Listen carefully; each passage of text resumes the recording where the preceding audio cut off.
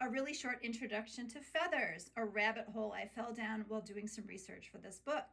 So take a look at the brown feather in front of you with the stripes. You notice there's the central shaft. Coming off of the shaft are what are called barbs. And then coming off of those barbs in a branching pattern are barbules. And on the end of the barbules, they have hook-like little structures that sort of connect to the next one beside them.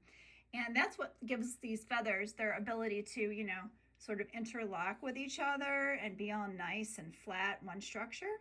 If you find a feather that's all shredded up like around here where it's come apart, those little hook-like structures have come detached. So here you go, there's the quill, central shaft. You'd have to get a microscope out to see much more than that. But anyway, you can see that this brown feather, when you hold it up to the light, you can still see the white and the pattern there. Now here's an interesting thing. When we talk about pigments in the book, when I wrote about them, my mom went and found this collection of feathers my kids picked up when they were little. So these here are cardinal feathers, and here we have a blue jay feather. The cardinal feathers are red, but they're reddish brown. I think either they've degraded or it came from the female of the species. But if you pick them up and you hold them up in front of this light, you see how they still kind of have that red color, right? That's because feathers they get their colors from a couple of different ways. Whoops, there goes the camera.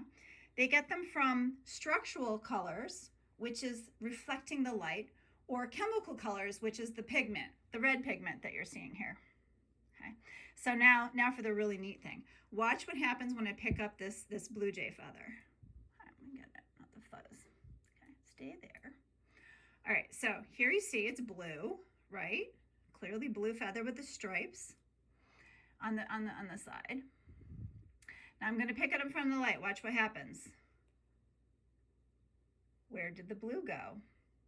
Yeah, that's because blue, oh, look, I can angle it and it's reflecting off of my desk lamp that's shining over here for you.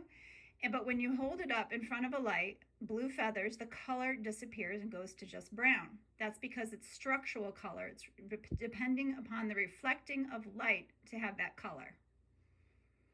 So it will go away. So in other words, if you ground up your pigment colors, like a cardinal feather or a pink flamingo, you'd end up with pink or red colors ground up. But if you ground up a bluebird's feather or a blue jay's feather, the blue part, it would just be brown. It would lose all of that reflective power.